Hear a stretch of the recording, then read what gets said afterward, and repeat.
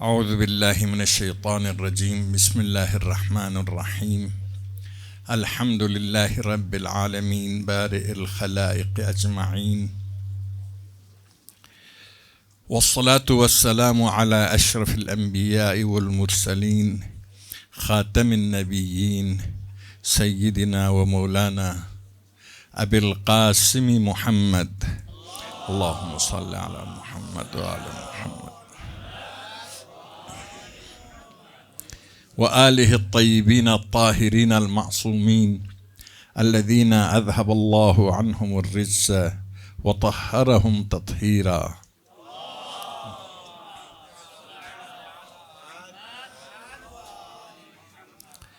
واللعن الدائم على أعدائهم من يوم عداوتهم إلى يوم الدين. أما بعد فقد قال رسول الله صلى الله عليه وآله وسلم إن لقتل الحسين حرارة في قلوب المؤمنين لا تبرد أبدا. پیغمبر کی یہ ابدی خبر روز بے روز زمان کے لحاظ سے، مکان کے لحاظ سے اس کی حقیقت سامنے آ رہی ہے کہ یہ جذبہ کبھی ٹھنڈا نہیں ہوگا.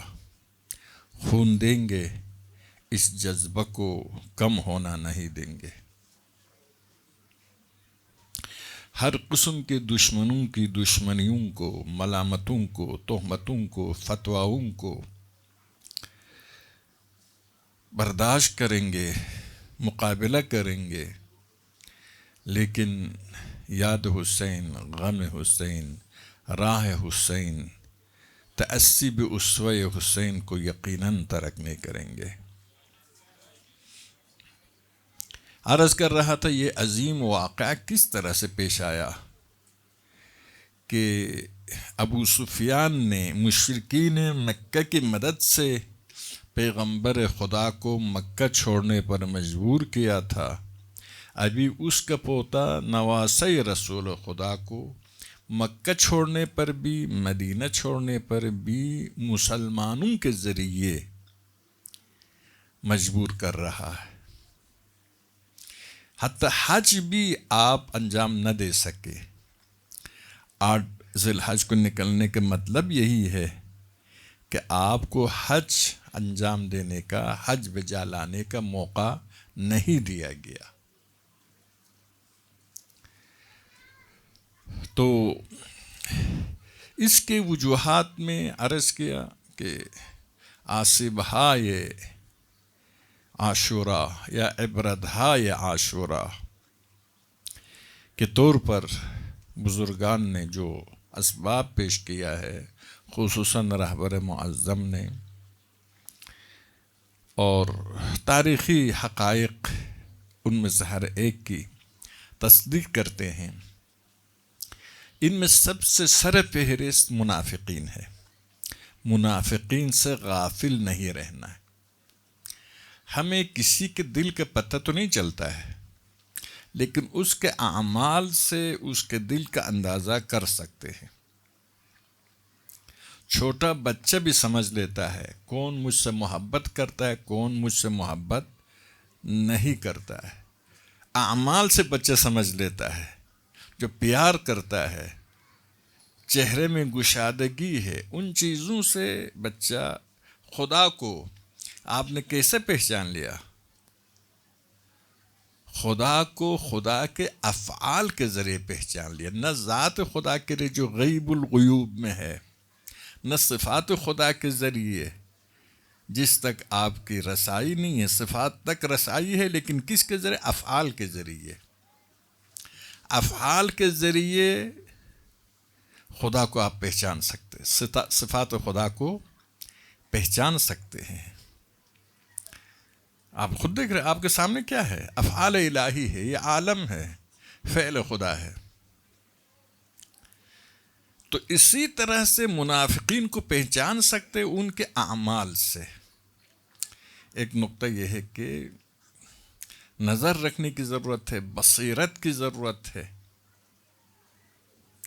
امام خمینی فرماتے تھے نجف میں ایک گروپ آئے ایران سے امام کو سیاست سے دور کرنے کے لیے. ان میں ایک یہودی تھا ان کے درمیان جو سب سے زیادہ اسلام کے نام سے، اسلام کے بہانے سے امام کو سیاست سے دور کرنے کی کوشش کرتا تھا.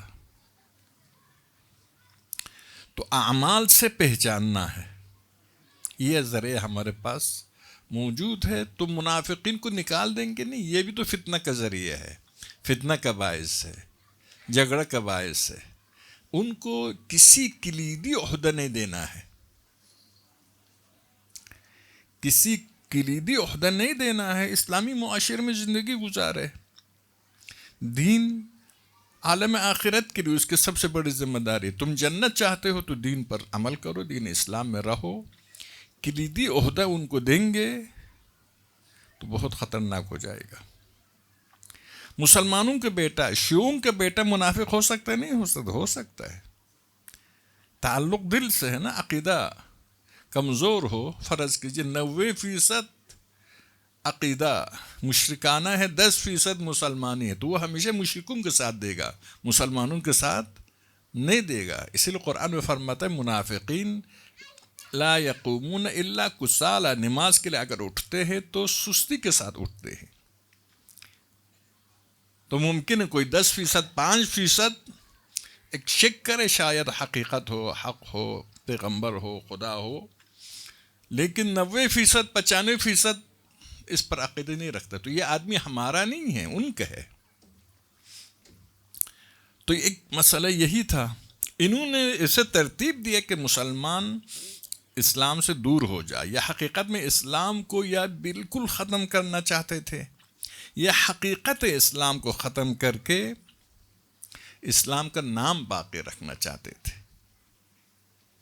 حسین نے یہی فرمایا نا، علی الاسلام السلام اذ ولیت الامہ براع مثل یزید. اسلام کو الوداع کرنا چاہیے جب مسلمان دو چار ہو جائے ایسے حکمران سے جو یزید جیسا ہوگا. اگر بیڑیا گلے گوسفند میں چرواہے کی جگہ لے لے تو کوئی گوسفند نہیں بچے گی، ایک ایک کر کے ختم ہو جائے گی، ایک ایک کر کے سب ختم ہو جائے گی. اسی لیے منافقین نے وہ سازش کی، سب سے پہلے لوگوں کو دین سے بے خبر کرے. اگر دین سے بے خبر کرے تو پھر اس کی جگہ پر کفر کی باتیں کرو بھی لوگوں کے سمجھ میں نہیں آئے گا. دوسرا کام ایک مشابہ متبادل اسلام پیش کرنے کی کوشش کی. اموی اسلام ہر زمانے میں اس زمانے کے طاغوت اپنے پسند کے اسلام پیش کرتا ہے. اموی اسلام. تیسرے مرحلے میں اسلام حقیقی کے محافظوں کو بدنام کرنا، ان کے فضائل کا انکار کرنا، پھر اس کے بعد ان کے خلاف احادیث بنانا، جعلی احادیث، جعلی داستانیں کر کے ان کو معاشرے میں بدنام کرنا، اور ان کے چاہنے والوں کو بھی ہر قسم کی ایذائیں دینا.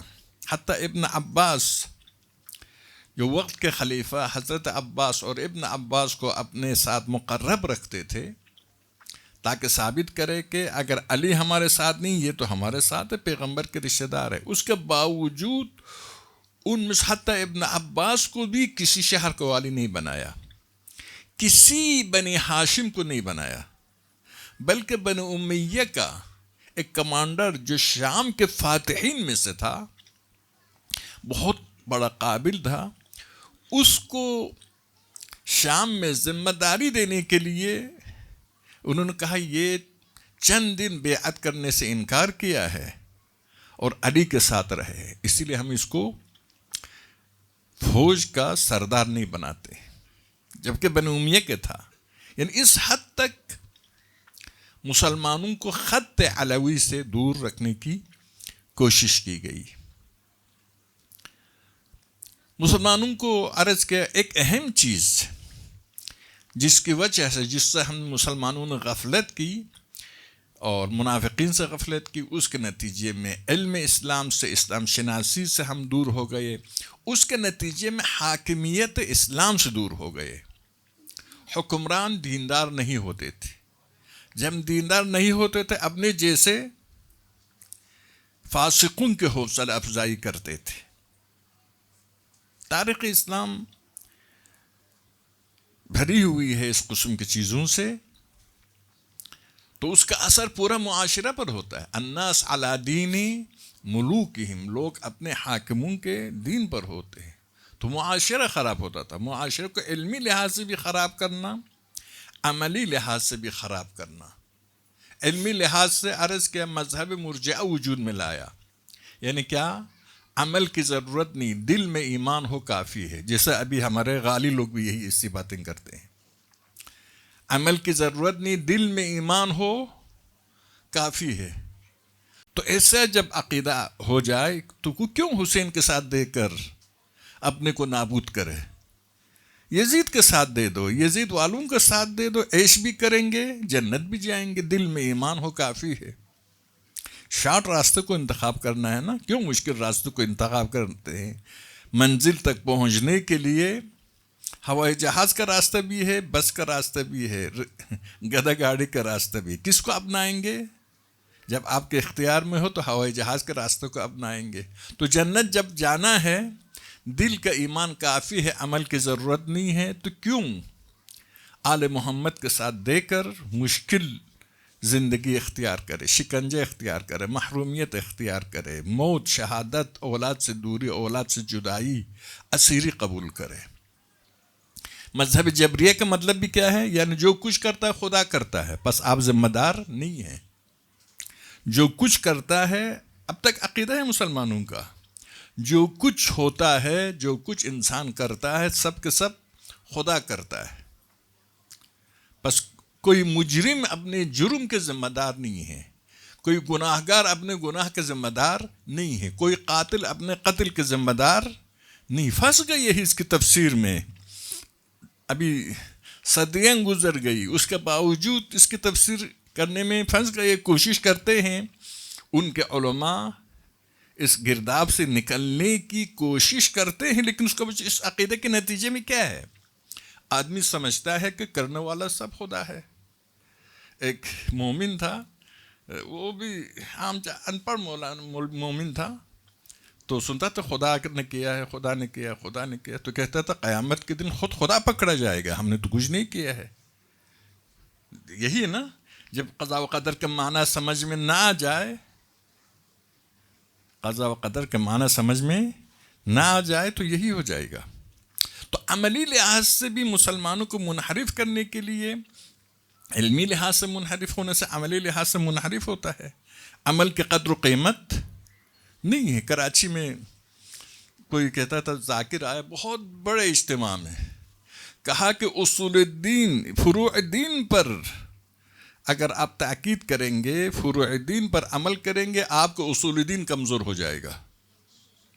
تو یہی ہوتا ہے۔ تو اس حوالے سے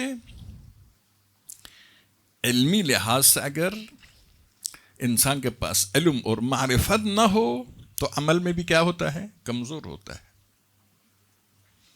عمل میں کم سلمان فارسی، ابو ذر، مقداد، عمار، ان کے اصول دین، کیا فروع دین کمزور تھا جو اصول دین میں اس مقام تک پہنچے، علم کے 10 درجہ اعلیٰ درجہ پر پہنچے؟ بہرحال کیا عرض کروں، آپ جانتے ہیں داستان کو، جاہل معاشرے سے سوء استفادہ کرتے ہیں۔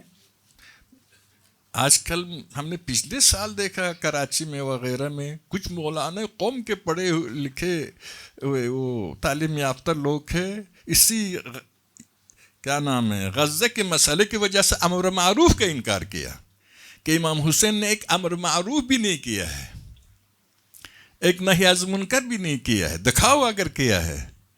اور جناب سیدہ نے، جناب سید ساجدین نے، جبکہ خطبہ منا میں اس کے بعد نجف سے کوئی آتے اس کی حمایت کرتا ہے. امام نے جو امر معروف کیا ہے وہ ولایت کا مسئلہ ہے. جبکہ خطبہ منا میں دیکھیے پہلے حصے میں، خطبہ منا کے 3 حصے ہیں نا، پہلے حصے میں کیا کیا ہے؟ ولایت کی بات کی ہے امام نے، ولایت علی کی بات کی. دوسرے حصے میں امر معروف کی بات کی. تیسرے حصے میں حکومت اسلامی کی بات کی ہے. اب خطبہ منا بھی نہیں پڑھا ہے وہ نجف سے اس کے حمایت کے لیے.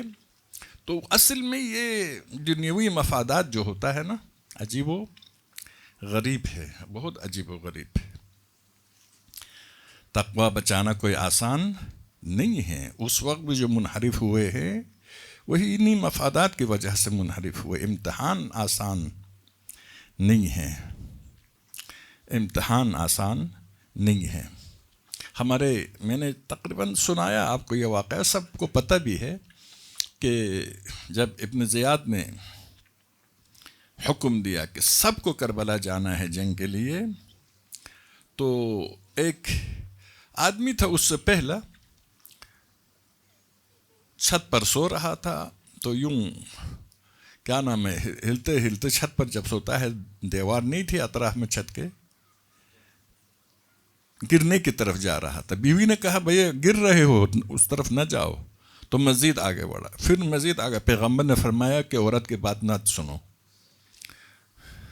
یہ عجیب، پیغمبر کی سیرت کو نہیں دیکھتے ہیں. پیغمبر حضرت خدیجہ کی بات مانتے تھے یا نہیں مانتے تھے؟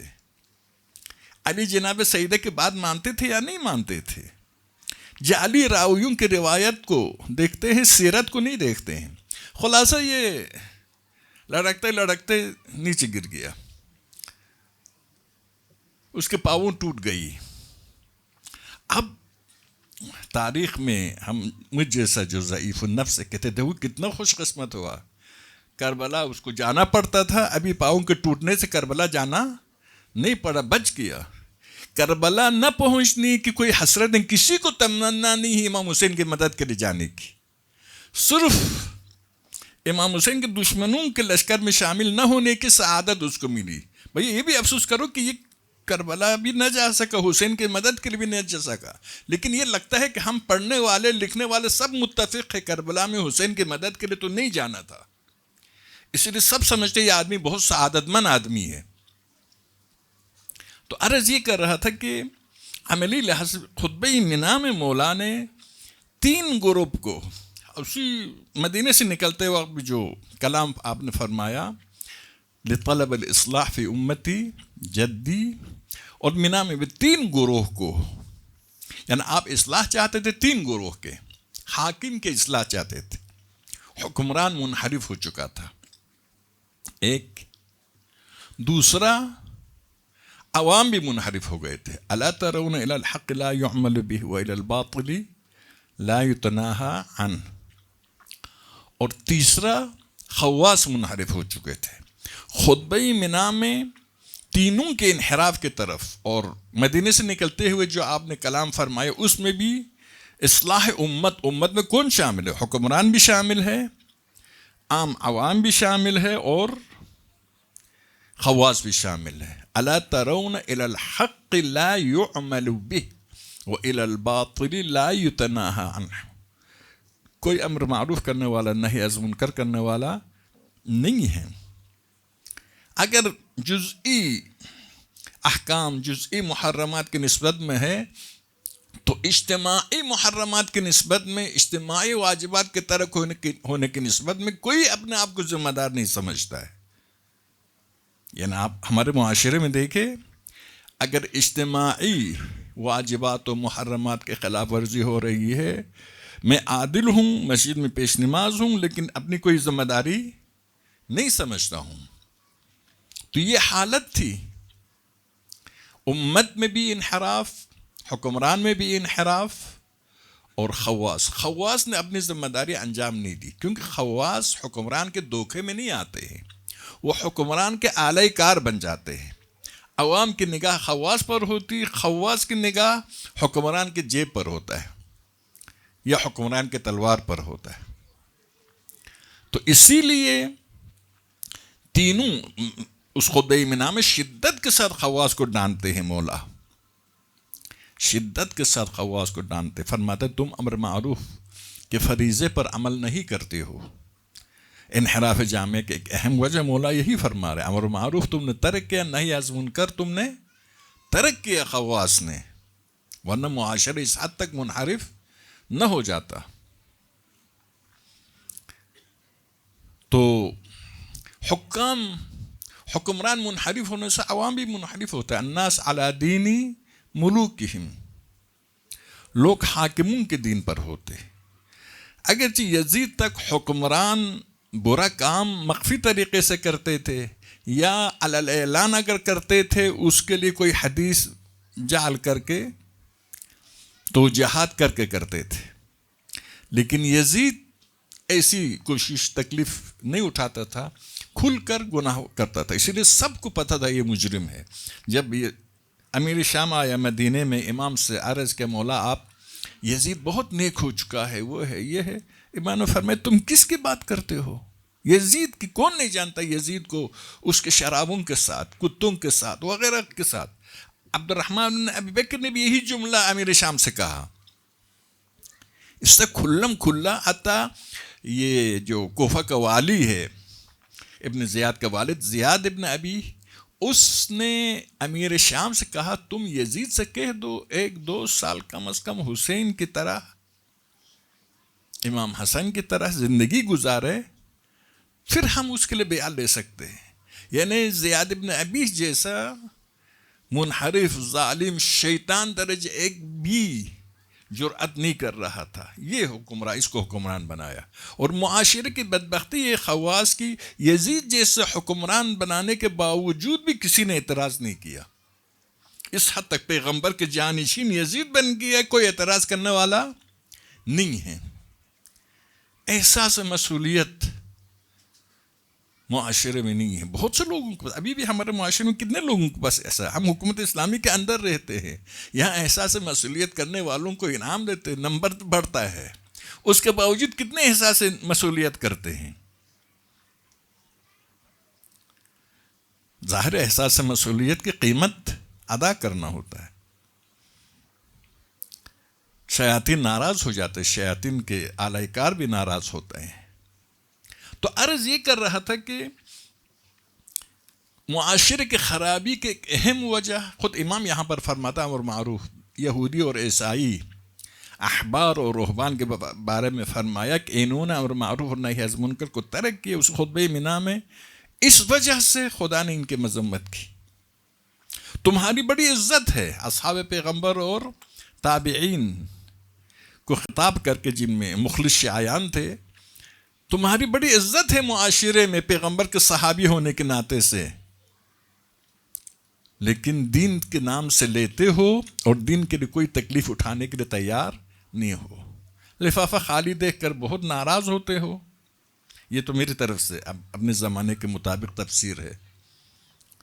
اور دین کے لیے کیا دیتے ہو؟ خدا پسند مطالب نہیں، عوام پسند مطالب اگر دیتے ہو، ورنہ سب سے پسندیدہ عالم وہ ہے جو آنکھیں بند کر کے نماز پڑھا کر واپس آئے۔ ایک درود پڑھے محمد آل محمد پر۔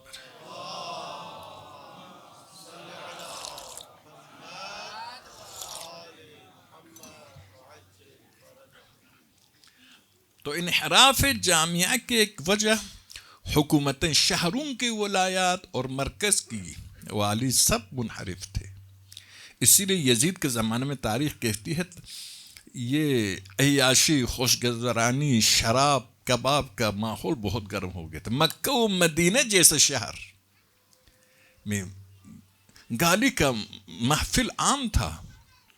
رہبر معظم نقل کرتے کتابوں میں بھی آپ نے دیکھا ہوگا، یہ ہے ایک کنیز تو جانوروں کی طرح زندگی کرتی تھی اس زمانے میں، جانور ہی سمجھے، کنیز کیا ہے، حیوان کی طرح اس کے ساتھ پیش آتے تھے۔ ایک کنیز رو رہی تھی، پوچھا کسی نے کیوں رو رہی ہے؟ کہا مکہ میں ایک فلان گانے والا معروف آدمی مر گیا ہے، اس پر رو رہی تھی۔ تو اس نے کہا کہ اگر وہ مر گیا ہے تو دوسرے کا نام لیا، وہ بھی بہت بڑا گانے والا ہے، تم خوش رہو۔ اس حد تک معاشروں کو منحرف کیا تھا۔ خود یزید نے اورینب حاصل کرنے کے لیے کتنی مکاری کی، یزید اور اس کے باپ نے، کسی مرد کو اپنی زوجہ سے محروم کرنے کے لیے نقشہ تیار کیا۔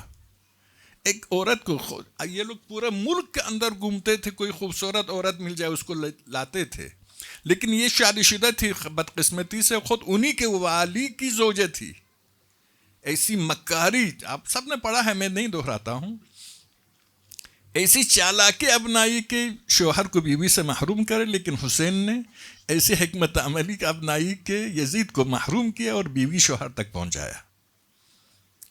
اب گرے ہوئے لوگ اس معاشرے میں، اب ایسے لوگوں سے امت کی امانت داری ممکن ہے؟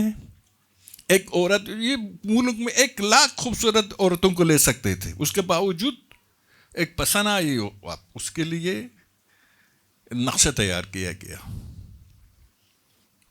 سازش بنائی گئی۔ تو یہ حالات تھے، حکمران بھی منحرف، عوام بھی۔ الا ترون الى الحق لا يعمل به والى الباطل لا يتنام۔ یہ صرف خواص کے بارے میں نہیں کہا ہے، صرف حکمرانوں کے بارے میں نہیں کہا ہے، معاشرہ ہی ایسا ہوا، احساس سے امر معروف سے خالی ہوا ہے۔ آپ دیکھ سکتے ہیں ابھی بھی ہمارے معاشروں کی یہ حالت رہی تو ختم ہو جائیں گے، یقین کی جرش۔ آقا مصباح کا خوبصورت جملہ ہے، ان کا کلام اس لیے کہہ رہا ہوں، لیکن وہ بات بالکل ایک حقیقت ہے، آپ خود سمجھ سکتے۔ کہتے ہیں کہ کسی چیز کی علت جب تک باقی ہے تب تک وہ چیز رہے گی، علت ختم ہو جائے وہ چیز باقی نہیں رہ سکتی۔ یہ انقلاب کب تک رہے گی؟ انقلاب کرنے والے باقی ہو تو، یعنی انقلاب کرنے والوں کی، انقلاب کی وجہ کیا تھا؟ ایمان، تقوی۔ اگر وہ باقی رہے تو انقلاب رہے گا، اگر وہ باقی نہ رہے تو انقلاب نہیں رہے گا۔ ابھی کچھ مخلصین ہیں، ان مخلصین نے انقلاب کو ایران میں بھی بچایا ہے، پوری دنیا میں بھی بچایا ہے، دشمنان کو بھی روکا ہے۔ آپ دیکھ رہے ہیں دشمنوں نے جب احساس کیا شاید ایران میں مخلصین کی تعداد میں کمی آئی ہے، لوگ منحرف ہو گئے، کتنے جرأتمند ہو گئے، تو اس حوالے سے مایوس ہونے کی ضرورت نہیں ہے۔ کوشش کریں گے، یہ میدان عمل ہے، میدان عمل میں کوشش کرنا ہماری ذمہ داری ہے، کامیاب بنانا خدا کا کام ہے، اور کامیاب نہ بھی ہو مصلحت الہی اگر اس میں ہو تو ہم نے اپنی ذمہ داری انجام دیا۔ رضا بقضائک تسلیما لامرک لا معبود سواک، یہ حسین کا پیغام ہے۔ تو معاشرہ خراب ہونے کے لیے انہوں نے، حاکمیت بھی خراب ہوا تھا، اور آل محمد کو بہت مظلوم کیا تھا اقتصادی لحاظ سے۔ تمام حقوق آل محمد جو قرآن میں ذکر ہے، محبت آل محمد، خمس سے آل محمد، چلو آپ خمس کس میں مانتے ہیں؟ غنائم میں، وہی خمس دے دو، اس کو بھی بند کیا، فدق کو بھی بند کیا، جو قرآن میں ہے، جو سنت میں ہے، جو مسلمات ہے، ان سب کو بند کیا۔ آل محمد کے ساتھ دینے والوں کو سزائیں دی، وہ مطرود جامعہ ہو گئے۔ مسلمانوں میں سلمان ابو ذر مقداد کا نام سنتے ہیں؟ مسلمانوں میں ازواج پیغمبر میں بھی جو آل محمد کے ساتھ ہیں ان کا نام سنتے ہیں؟ آپ دیکھ رہے ہیں کیا کر دیا۔ تو اس طریقے سے منافقین نے سب سے پہلا کام کیا، اقتدار پر قبضہ کیا۔ یہودیوں کو آپ جانتے ہیں کیا کیا ہے؟ انہوں نے دیکھا دنیا پر قبضہ کرنے کے لیے دنیا کے اقتصاد پر قبضہ کرنا پڑے گا، اقتصاد پر قبضہ کیا تو یورپ امریکہ سب ان کے ہاتھ میں کھیل رہے ہیں۔ ابھی ان کے رضایت کے بغیر امریکہ جیسے ملک کوئی صدر جیتنے کا تصور بھی نہیں کر سکتا ہے، اور اسی طرح سے حکومت کا یہ اثر ہے۔ قدیم زمانے میں اتنا پیچیدہ اقتصاد نہیں تھا، لیکن ابھی تو اقتصاد کی حکومت ہے، یعنی اقتصاد کے ذریعے حکومتوں کو تبدیل کرتے۔ پوری تاریخ میں سرمایہ داروں کو حکومت تھی، یا سرمایہ داروں کے حمایت یافتہ سیاست مداروں کو حکومت تھی۔ علی اقتدار پر نہ آئے کیونکہ قریش، عرض کیا 27 قبیلے قریش میں سے 25 علی کے دشمن تھے، سب سے سرمایہ دار لوگ۔ آپ وجوہات میں سے ایک اہم وجہ، تو اس طریقے سے عرض کیا اور اس زمانے میں بہر سرمایہ سے زیادہ حکمران جس کے ہاتھ میں حکومت آ جائے سرمایہ بھی اسی کے پاس آتا تھا، اور عوام بھی اسی کے پاس، علماء بھی اسی کے پاس، سب کچھ اسی کے پاس. پیغمبر کی حدیث پر پابندی لگائی، اطرت پر پابندی لگائی، حکمران نے لگائی تو مان لیا، سن لیا. اب تک 14 صدی گزرنے کے باوجود بھی مان رہے ہیں. تو یہ مسائل انحراف امت کا باعث بن گیا. یعنی حسین کے شہید ہونے سے پہلے اقدار حسینی شہید ہو گئے، حسینیت شہید ہو گئی تھی، امر معروف اور نہی از ان پر عمل نہیں ہو رہا تھا، بدعتیں معاشرے میں روز بے روز عام ہو رہی تھی، ذمہ داری کے احساس ختم ہو گیا تھا، عمل نجات کا ذریعہ نہیں تھا، عمل نجات کا ذریعہ نہیں تھا، اور حب دنیا کی حکومت تھی. فرزدق سے جب امام نے پوچھا کیا حال ہے کوفہ کے، فرمایا کہ کوفہ والوں کے حکمرانوں کے جیب بھر چکا ہے رشوت سے، اسی لیے کوفہ کے دل آپ کے ساتھ ہے لیکن تلوار آپ کے برخلاف ہے. کوفہ کی داستان الگ ہے، حسین کو نزدیک سے جانتے ہیں، اس کی یہ حالت ہے اس شہر کی. قرضاوی جیسی شخصیت جو اس زمانے میں چند سال پہلے فوت ہو گیا، عالم اسلام کے سب سے بڑے عالم تھے، خود نے سنایا کہ یہ صحیح ہے یہ روایت، اس کو دلیل بنایا کہ یہ جائز چیز ہے.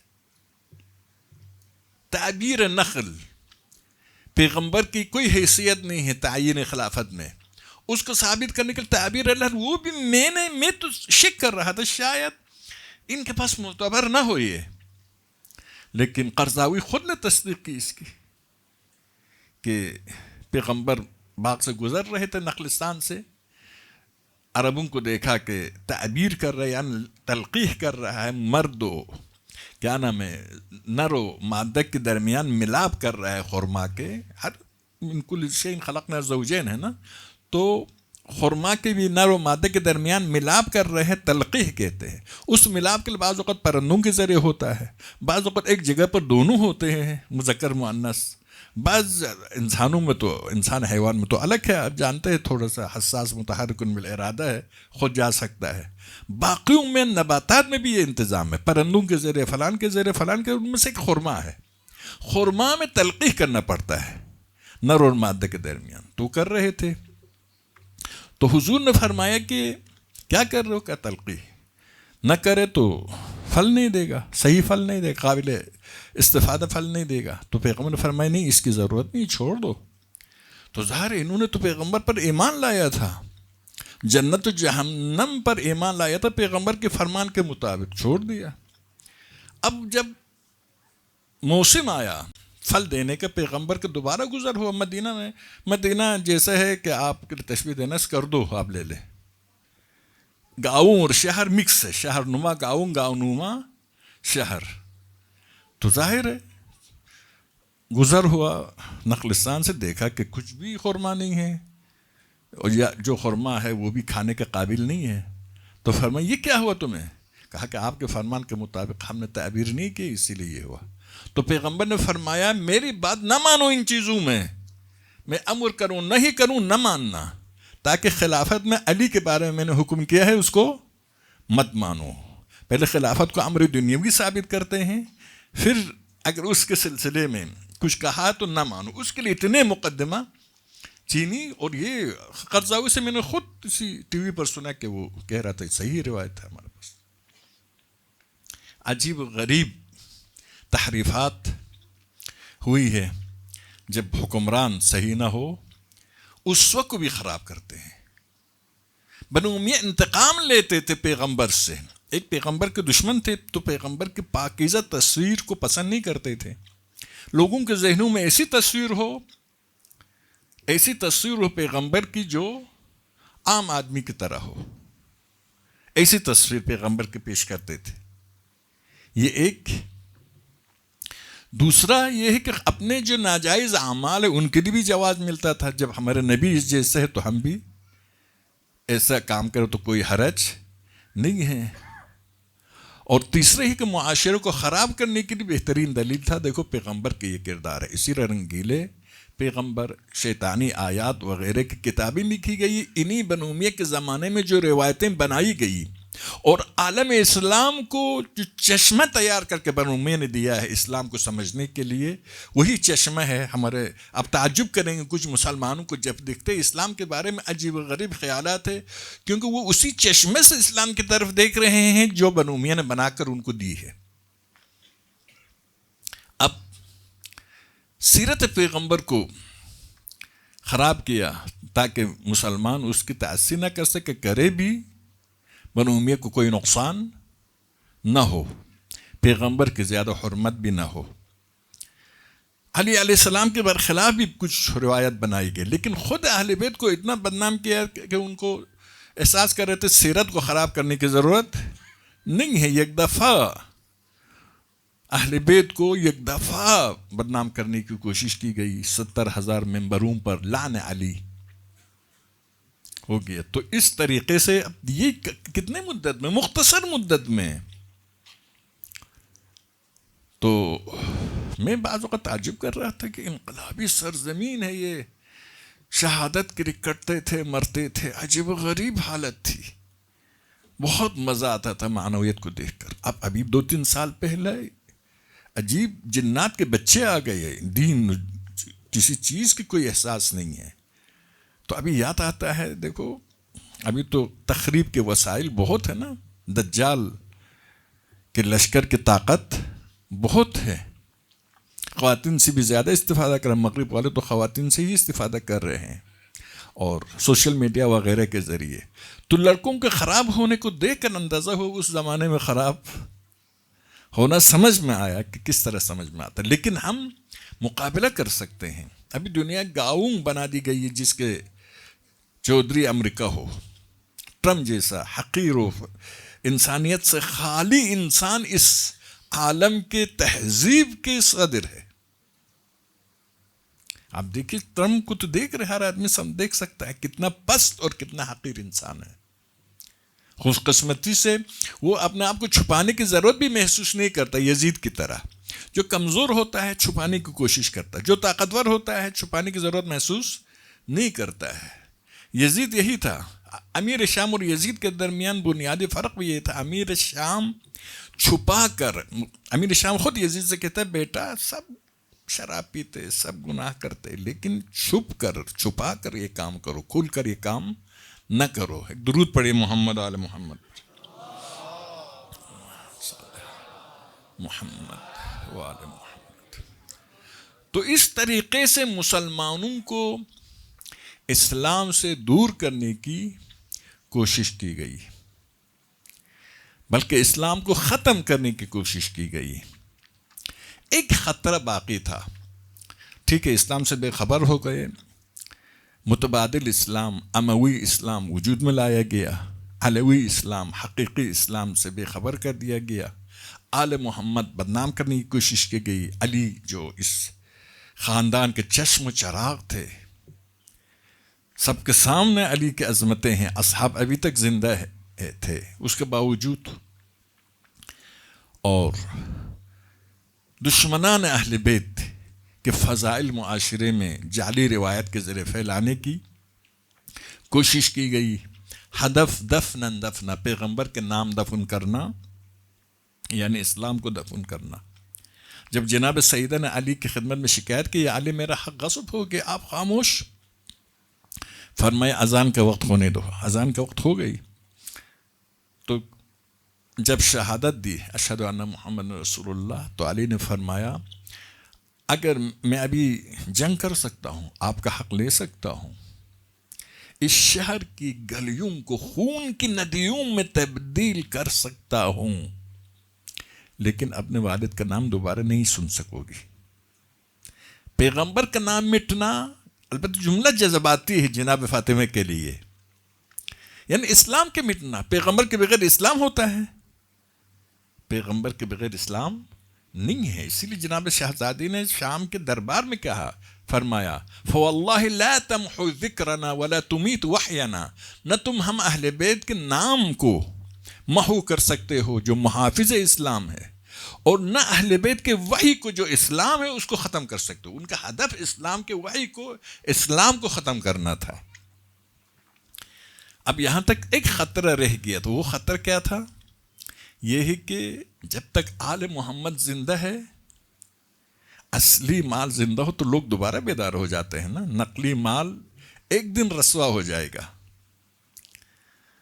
تو آج جب تک آل محمد زندہ ہے خطرہ موجود ہے۔ آل محمد کو پہلا بدنام کیا، بدنام کرنے کے بعد قتل عام کرنا آسان ہوتا ہے، یہ نفسیاتی مسئلہ ہے نا، بدنام کرنے کے بعد قتل عام کرنا آسان ہوتا ہے۔ اللہم صلی علی محمد۔ تھوڑا آگے تشریف لے جائے، آگے تشریف لائیے، آگے تشریف لائیے، تو کہاں جگہ نہیں ہے پیچھے، وہاں سے درخواست آ رہی ہے کہ تھوڑا سا آگے تشریف لائے۔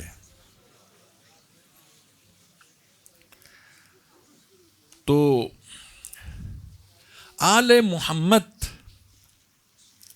جب تک موجود ہے تب تک بنو امیہ منافقین کی سازش ناکام ہو سکتی ہے۔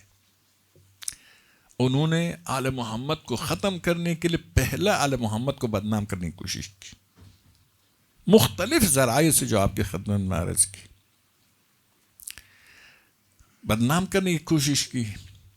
بدنام کرنے کے بعد ایک جنگ کے ذریعے ختم کرنا تھا۔ اب اس کے لیے مناسب وقت آیا تھا یا نہیں آیا تھا، اپنی جگہ پر امیر شام نے وصیت کی یزید کو۔ یہاں پر آقا میلانی نے کتاب لکھی ہے، آپ نے دیکھا ہوگا کربلا کے اس قیام کے حوالے سے، کہ بنو امیہ کی سازش تھی یہاں پر۔ تو بہرحال یہ نظریہ میں ابھی آپ کو پیش کر رہا ہوں، میں نے مطالعہ تو بہت پرانے زمانے میں کیا ہے، لیکن پیش کر رہا ہوں، یہ بھی بعید نہیں ہے کہ نقشہ بنایا۔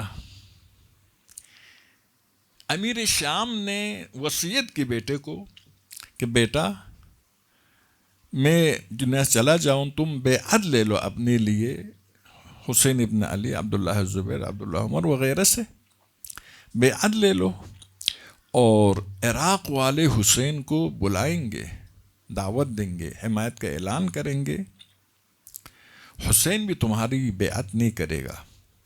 امیر شام جیسے بھی ہو ایک سیاست مدار تھا، اس میں تو کوئی شک نہیں ہے، تیز سیاست مدار تھا، حسین کو بھی پہچانتا تھا، عراقیوں کی حالت کو بھی جانتا تھا، اپنے بیٹے کو بھی جانتا تھا۔ تو کہا کہ عراق بلائیں گے مدد کرنے کے لیے، پھر بے وفائی کریں گے، پھر حسین کو شہید کریں گے۔ خیال رکھنا حسین فرزند رسول ہے، اس امت میں حسین کا بڑا مقام ہے۔ یعنی در حقیقت حسین کو شہید کرنا چاہتے تھے، بدنامی شیعوں پر ڈالنا چاہتے تھے، یہ نقشہ تیار کیا گیا۔ اب یہ سیاست مدار جو ہوتے ہیں نا، الفاظ بھی انتخاب کرتے کہ ایک دن پکڑے نہ جائے، اس بنا پر یہ تجزیہ پیش کیا جاتا۔ مدینے سے امام جب نکل رہے تھے، مدینے کے والی نے سخت گیری نہیں کی، مدینے کے والی نے سخت گیری نہیں کی، امام کو نکلنے دیا، ورنہ وہ کیا رکھ سکتا تھا، رکاوٹیں کھڑی کر سکتا تھا، امام کے دولت سرا کے باہر اپنی سپاہی رکھ سکتا تھا۔ بہرحال جانے دی، مکہ پہنچ گئے۔ مکے سے بھی امام جب نکلے، مکے کے والی نے منع نہیں کیا، بعد میں آ گئے، امام بڑھنے کے بعد کچھ سپاہی آ گئے، تو پھر تب بھی عبداللہ جعفر کی سفارش سے یہ سپاہی واپس چلے گئے۔ پھر عراق پہنچے، چاہتے تھے کہ عراق میں یہی کہا جائے کہ شیعوں نے بلایا اور خود شیعوں نے حسین کو قتل کیا۔ بنو امیہ اس بدنامی سے نکلنا چاہتے تھے، ٹھیک ہے، ہدف ملوکیت تک جانا تھا، خلافت کو ملوکیت میں تبدیل کی، ملوکیت تک جانا چاہتا تھا، لیکن منافقت کے دور سے گزر رہے تھے، کفر کے دور تک نہیں پہنچے تھے۔ یعنی لوگ پیغمبر کو مانتے تھے، اسلام کو مانتے تھے، کافر نہیں تھے، تو اس حوالے سے نہیں چاہتے تھے بدنام ہو جائے اور مسلمان بیدار ہو جائے۔ ممکن تھا بیدار ہو جائے اچانک، جب حسین کو خون بہایا جائے گا، فرزند پیغمبر کا آخری نواسا، اور حسین پیغمبر کے محبتیں یاد ہے، پیغمبر کے فرمودات یاد ہے، حسین کے بارے میں قرآن کے آیات سب کو پتہ ہے، تو انقلاب آ سکتا تھا۔ تو انہوں نے یہی انتظام کیا کہ عراق والے بلائے اور حسین کوفہ تک پہنچ جائے، عراق پہنچ جائے، اور خود عراق والے حسین کو شہید کرے۔ آپ دیکھ رہے ہیں نا، یہ بنو امیہ کے لوگ کیا کہتے ہیں، خود انہوں نے، شیعوں نے حسین کو بلایا، شیعوں نے حسین کو شہید کیا، شیعہ ابھی ماتم کر رہے حسین پر کہ ہم نے غلط کام کیا۔ یہ نقشہ تھا، اسی نقشے پر چلے وہ، لیکن ظاہر ہے خون حسین کا وزن اتنا زیادہ تھا، پورا بنو امیہ کو غرق کیا، یزیدیت کو غرق کیا۔ حسین نے فرمایا تو وَمِثْلِي لَا يُبَايِعُ مِثْلَهُ، مجھ جیسا اس جیسے کہ بیعت نہیں کر سکتا ہے۔ غرق کے تاریخی یزیدیت کو غرق کیا، لیکن سازش یہی تھی، یہی جس بات پر اصرار کر رہے ہیں، بلانے والے بھی شیعہ تھے اور جنگ کرنے والے بھی شیعہ تھے، اور پھر ماتم بھی کر رہے خود۔ ہم بہت پاک و پاکیزہ لوگ، جبکہ کربلا کے اکثر سردار شام والے تھے، اکثر سردار شام والے تھے، اگرچہ کوفہ والے بھی تھے، اموی تھے۔ یہ جنگ اعتقادی تھا، حسین کی طرف سے جنگ اعتقادی تھا۔ حجاج زبیدی جو نہر فرات پر موکل تھا، کہتا ہے کہ اے لشکر، حملہ کرو ان لوگوں پر، یعنی حسینیوں پر، جو وقت کے امام کے بیعت سے نکل گئے ہیں۔ تو یہ شامیوں کا عقیدہ ہے، شیعوں کا عقیدہ نہیں ہے۔ کوفہ 90% محب اہل بیت تھا، کم از کم 90%، اور شیعہ ان میں سے تعداد بیان کرنا مشکل ہے، یعنی اعتقادی شیعہ، یا 90% سیاسی شیعہ تھے، یعنی اہل بیت کو خلافت کا لائق سمجھتے تھے، اور 25% 30% اعتقادی شیعہ تھے ہم جیسا، جو اہل بیت کو ائمہ منصوب معصوم من جانب اللہ سمجھتے تھے۔ تو شام والے تھے۔ تو آپ اگر امام کے حامی ہیں، شیعوں نے قتل کی، تم نے مدد کیوں نہیں کی؟ تم نے مدد کیوں نہیں کی؟ تماشائی کیوں بن کر رہے؟ یزید نے انتقام کیوں نہیں لیا ان سے؟ اگر یزید حکومت اسلامی کا حکمران، اس کا باپ نے علی کی خلافت میں بغاوت کی اور حکومت کو ختم کر دیا خلیفہ سوم کے خونخواہی کے نتیجے میں، اور واضح تھا علی تو خون بہانے والا نہیں تھا، تو یہاں پر بھی کیوں نہیں کیا ایسا؟ ایک درود پڑھیے محمد آل محمد پر، اللہم صلی علی محمد وعلی محمد۔ بصیرت کی ضرورت یہاں کے لیے ہے کہ ایسی سازشیں بھی سمجھ میں آنے کی ضرورت ہے، تاکہ دشمن کو اپنے عزائم میں ناکام بنائے۔ لیکن کربلا کی قربانی اتنی عظیم قربانی تھی کہ بالکل کایا پلٹ دیا، یعنی بنو امیہ کو گالی میں شامل کر دیا، بنو امیہ کے نام کو گالی میں شامل کر دیا۔ محبت کو تبدیل، خود یزید کہتا ہے قتل حسین سے پہلے لوگ مجھ سے محبت کرتے تھے، قتل حسین کے بعد میں منفور ہو گیا۔ شام میں جب اہل بیت پہنچ گئے، عرب تعصب کے مطابق تو ہمدردی ہونا چاہیے، کیونکہ قبیلہ قریش سے تعلق ہے نا دونوں کا، لیکن خوشی کا اظہار کیا، اہل بیت کے اسیروں کو اور سر بالائے نیزے کو دیکھ کر خوشی کا اظہار کیا۔ لیکن بعد میں جب امت کے درمیان اپنی بدنامی دیکھی تو پھر سیاسی توبہ کرنے لگا،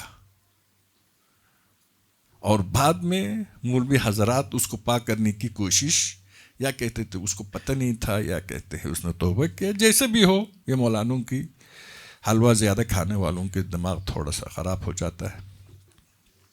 تو عرض یہ کر رہا تھا کہ ہمیں بیدار رہنے کی ضرورت ہے۔ یہ عزاداری کے ایک اہم ہدف یہی ہے، دوبارہ زمانے کے حسین شہید نہ ہو۔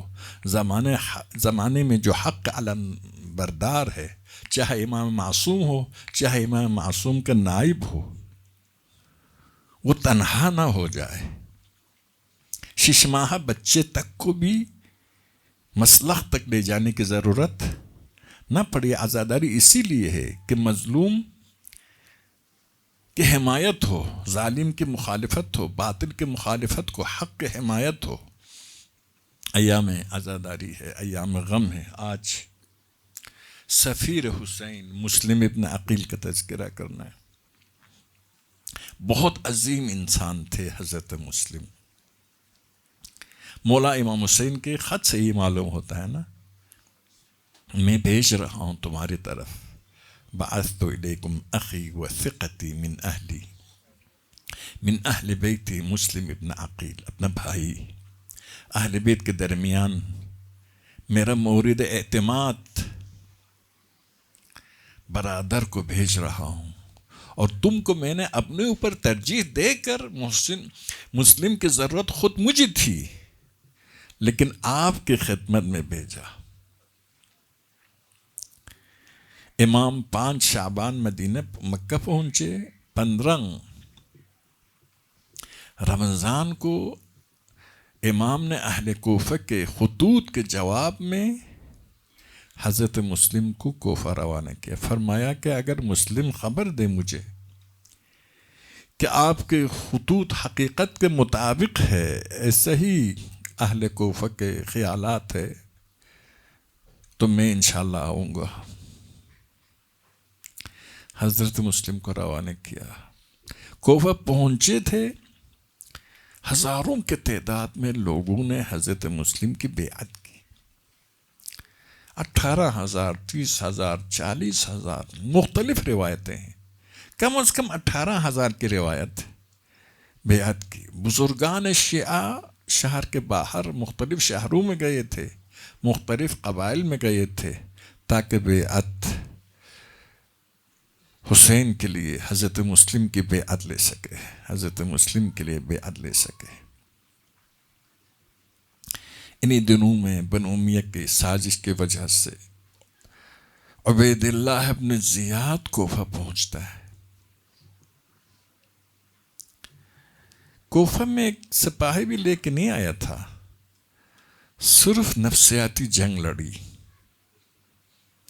کوفہ والوں کے ضعف ایمان، بے وفائی، عراق والوں کی کمزوری، میرے خیال میں نفسیاتی لحاظ سے، یہ میرا خیال ہے، یہ موجود ہے۔ شام والے بہت ثابت قدم ہے، ابھی لبنان والے، شام والے ایک ہے، بہت ثابت قدم ہے۔ عراق والے جلدی جلدی بدل جاتے، ان کی خوبیاں بھی ہے، لیکن یہ جلدی بدلنے کی یہ صفت بھی آپ نے دیکھا اسی انقلاب کے دوران۔ تو بڑی تعداد میں لوگوں نے بیعت کی۔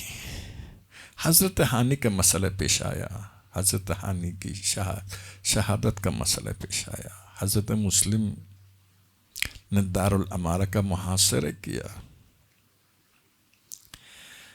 پھر جامع مسجد میں نماز کے لیے گئے، بڑی تعداد میں لوگ آپ کے ساتھ تھے، لیکن ماں آئی بیٹے کو لے کر گئی، بہن آئی بھائی کو لے کر گئی، زوجہ آئی شوہر کو لے کر گئی، بیٹی آئی باپ کو لے کر گئی۔ سب کی بات یہ تھی کہ یہ سیاست ہے، حکومتوں کے کام کے ساتھ ہمارا کیا تعلق؟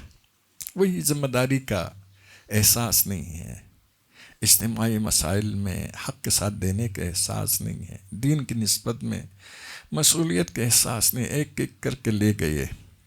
نفسیاتی جنگ جو لڑی تھی ابن زیاد نے شیوخ کوفہ کے ذریعے، اس نے بہت اثر ڈالا تھا کوفہ والوں پر۔ حضرت مسلم نے نماز مغرب و عشاء سے جب فارغ ہوئے اور باہر نکل رہے تھے، صرف 30 آدمی آپ کے ساتھ تھے۔ دروازہ کندہ سے جب باہر پہنچے تو ایک بھی آپ کے ساتھ نہیں تھے۔ کوفہ کا شہر آپ کو پتہ ہے بہت بڑا شہر ہے، اس زمانے میں دنیا کے سب سے بڑے شہروں میں سے ایک۔ گلیوں کو بھی حضرت مسلم نہیں جانتے، مسافر ہے نا۔ آگے بڑھتے چلے گئے، کسی دروازے پر کوئی عورت کھڑی تھی، آپ رک گئے، فرمایا امت اللہ اگر ممکن ہو کچھ پانی دے دو۔ علی کے شعر مسلم ابن عقیل کے کتنا سخت ہے۔ تو اندر چلی گئی، پانی لے کر آ گئی، پانی دیا، حضرت مسلم نے تناول فرمایا اور پھر واپس برتن دے دیا، کھڑے رہے۔ تو انا عرض کیا اے شخص، شہر کے حالات صحیح نہیں ہیں، میں پسند نہیں کرتی ہوں کہ آپ میرے دروازے پر کھڑے رہو۔ بہت سخت ہے نا، ایک عورت کہہ رہی ہے میرے دروازے پر آپ کھڑے مت رہو، اور حضرت مسلم کے لیے جانے کی کوئی جگہ نہیں۔ مسلم جیسا باغیرت انسان کے لیے کتنا سخت ہے۔ یہی فرمایا امت اللہ، اس شہر میں میرے کوئی مکان نہیں ہے، میرے کوئی گھر نہیں ہے، اگر آپ مجھے آج کی رات پناہ دے گی، قیامت کے دن نانا رسول خدا آپ کو پناہ دے گا۔ عرض کہ آپ کون ہیں؟ فرمایا میں سفیر حسین مسلم ابن عقیل ہوں۔ سفیر حسین مسلم ابن عقیل ہوں۔ تو مومنہ تھی، صحیح معنوں میں مومنہ تھی، گویا حضرت مسلم کے پائے مبارک پر گر پڑی، عرض کیا مولا یہ تو میری خوش قسمتی ہے، آئیے دولت سرا میں لے گئی، مہمان خانہ میں لے گئی، عزت و احترام کی، امام کے سفیر کے لیے ہر قسم کے عزت کی جو ذمہ داری تھی انجام دیا۔ کھانا لایا گیا، حضرت مسلم نے مختصر کھانا تناول فرمایا، پھر عبادت میں مصروف ہو گئے۔ رات دیر سے اس کا بیٹا آیا، شقی بیٹا، اس نے احساس کیا گھر کے حالات کچھ مختلف ہے، پوچھا ماں سے ماں کیا ہے بتاؤ۔ اس نے قسمیں کھلا کر کہا بیٹا ہم بہت خوش قسمت ہیں، سفیر حسین ہمارے مہمان ہیں، قیامت کے دن ہماری زندگی ہماری جنت کا انتظام ہو چکا ہے۔ اس شقی نے خاموشی تو اختیار کی، صبح سویرے گیا، محمد ابن اشعث کے بیٹے کے پاس کہا کہ تم کہاں مسلم کو ڈھونڈ رہے ہو، مسلم ہمارے گھر پر ہے۔ محمد ابن اشعث نے ابن زیاد کو خبر دی، ایک بڑی لشکر لے کر آ گئے۔ جناب توعہ کے دولت سرا کے باہر گھوڑوں کی آواز آئی، حضرت مسلم نے احساس کیا دشمن آ گئے ہیں، آپ کھڑے ہو گئے، تو آ گئی مولا اب نہ جائیے، میں دروازہ بند رکھتی ہوں، آپ نے رات بھر کھانا بھی نہیں کھایا۔ فرمایا امت اللہ، میں نے خواب میں علی مرتضیٰ کو دیکھا ہے، میں نے خواب میں علی مرتضیٰ کو دیکھا ہے کہ فرمایا مسلم جلدی آ جاؤ، ہم آپ کے انتظار میں۔ پھر آپ نکلنے لگے، شاید زرہ بھی نہیں تھا، آپ نے گھر کے دشمن آپ کے تشریف لانے سے پہلے دشمن گھر میں گھس آئے، حضرت مسلم نے برداشت نہیں کیا، دشمن کو باہر بھگایا۔ حضرت مسلم آپ کی خدمت میں دستپستہ عرض ہے، کربلا میں خیمگاہ پر بھی تو حملہ ہوا تھا، یہاں ایک مومنہ کے گھر پر، لیکن کربلا میں خیمگاہ پر حملہ ہوا، آگ لگا دی گئی، آپ کہاں تھے؟ غیرت مسلم نے برداشت نہیں کیا، ایک مومنہ کے گھر میں دشمن گھس آئے، دروازے کے ایک پلہ لے کر باہر نکلے، سپر بنایا، دشمنوں کے ساتھ سخت جنگ لڑی، لیکن گلی میں جنگ لڑنا کوئی آسان نہیں ہے، دشمن چھت پر بھی گئے تھے، آگے بھی پیچھے بھی، گھوڑے دوڑانا بھی تو گلی میں مشکل ہے، خوب جنگ لڑی، دشمنوں کو واسر جہنم کیا، کافی تھک گئے، زخمی ہو گئے، دیوار سے ٹیک لگایا۔ محمد ابن اشعث نے امان نامہ لایا، امان نامہ کا مطلب یہ ہے کہ آپ آزاد ہیں، آپ تلوار چھوڑ دو، ہمارے حوالہ کرو، آپ کو کچھ نہیں ہوگا۔ حضرت مسلم کو ان کے وعدے پر تو یقین نہیں تھا، لیکن کافی تھک گئے تھے، آپ نے امان نامہ شاید قبول کی، اور اس وقت جیسے ہی امان نامہ قبول کی، تلوار آپ سے چھین لیا، فرمائی یہ پہلی خیانت ہے۔ حضرت مسلم کو لے کر گئے دارالامارہ میں. دارالامارہ جب پہنچے، حضرت مسلم زخمی تھے، پیاسے تھے، اسی لیے جب آپ کی نگاہ صراحی پر پڑی، پانی پر آپ کی نگاہ پڑی، آپ نے پانی مانگا. عمرو بن حریث نے آپ اپنے غلام سے کہا جاؤ پانی لاؤ. پانی لایا گیا، دہان مبارک کے نزدیک کیا، خون کا قطرہ گرا، واپس کر دیا گیا. دوبارہ پانی لایا گیا، دوبارہ خون کا قطرہ گرا، واپس کر دیا گیا. تیسرے دفعہ جب پانی پہنچ گیا، آپ کے دندان مبارک شہید ہو کر پانی میں گر گیا. یا حضرت مسلم، یہ آپ حسین کے لشکر کے پہلے سپاہی ہے نا، پہلے سپاہی ہے. حسین کے لشکر سب پیاسے شہید ہو گئے. ششماہ شہزادہ علی اصغر تک بھی پیاسے شہید ہو گئے ہیں.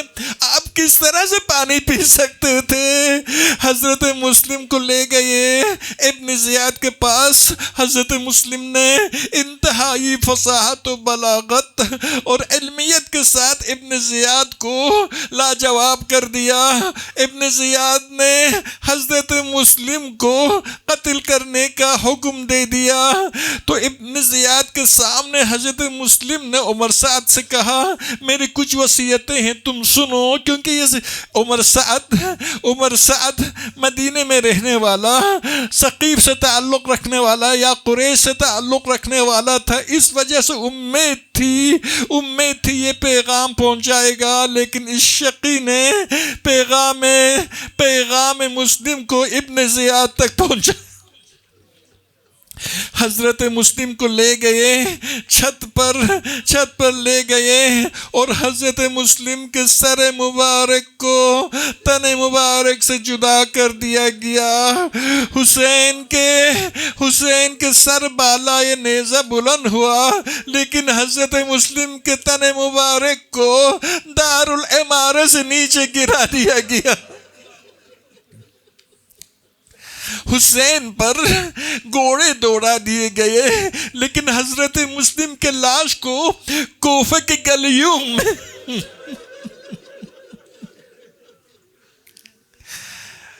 روایت کہتی ہے اس وقت حسین کو پتہ چلا حضرت مسلم کی شہادت کے بارے میں. مسلم کی بیٹی کو بلایا، اپنے زانو پر بٹھایا، اس کے سر پر شفقت کا، محبت کا ہاتھ پھیرایا. تو اس بیٹی نے کہا مولا ایسا لگتا ہے کہ میں یتیم ہو چکی. فرمایا بیٹی پریشان نہ ہونا، میں تمہارے باپ کی جگہ پر جناب زینب، تمہاری ماں کی جگہ پر سکینہ اور دوسری بیٹیاں تمہاری بہن کی جگہ پر یہی جملہ فرما کر دختر مسلم کو تسلی دی. لیکن سکینہ کو یہ جملہ یاد تھا. جب حسین میدان کی طرف جانے لگے، سکینہ نے یہی فرمایا بابا آپ جب جائیں گے واپس نہیں آئیں گے. مجھے پتہ ہے حضرت مسلم کی بیٹی کے ساتھ جو محبت کا اظہار آپ نے فرمایا ہے، کوئی میرے ساتھ ایسا اظہار نہیں کرے گا. آپ یہی پر مجھے اپنے گود میں اٹھائے. الا لعنت اللہ علی القوم الظالمین وسيعلم الذین ظلموا أي منقلب ينقلبون. خدا تیری عظمت کا واسطہ، خدا تو رحمان ہے، تو رحیم ہے، تو قاضی الحاجات ہے، تو مجیب الدعوات ہے. خدایا تو نے محمد و آل محمد کو دنیا و آخرت میں وسیلہ قرار دیا ہے، ان ہستیوں کا واسطہ. خدایا ہماری عزاداری کو قبول فرما، عزاداران کی حفاظت فرما، عزاخانوں کی حفاظت فرما، ہمارے جلوس اور ماتمی انجمنوں کی حفاظت فرما. خدایا غم اہل بیت کے علاوہ کسی اور غم میں ہمیں گرفتار نہ فرما. امام کے ظہور میں تعجیل فرما. خدائے نظام مقدس جمہوری اسلام اور رہبر معظم انقلاب کے حفاظت فرما.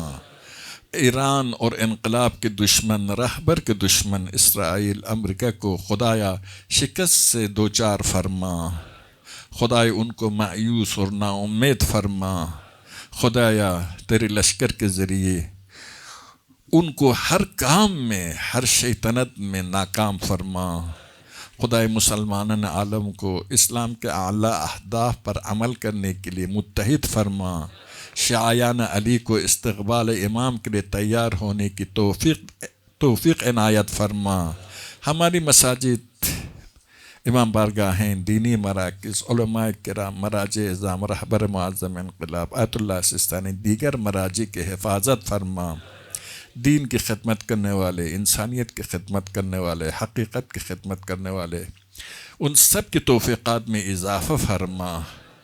آخر میں تمام حاضرین کے مرحومین، ان مجالس میں حصہ لینے والوں کے مرحومین اور شہدائے اسلام، خصوصاً شہدائے اخیر، خصوصاً شہداء جو ان آخری دنوں میں شہید ہو گئے، ان کے لیے، شہید مقاومت کے لیے، سید مقاومت کے لیے سورہ فاتحہ۔ بسم اللہ الرحمن الرحیم۔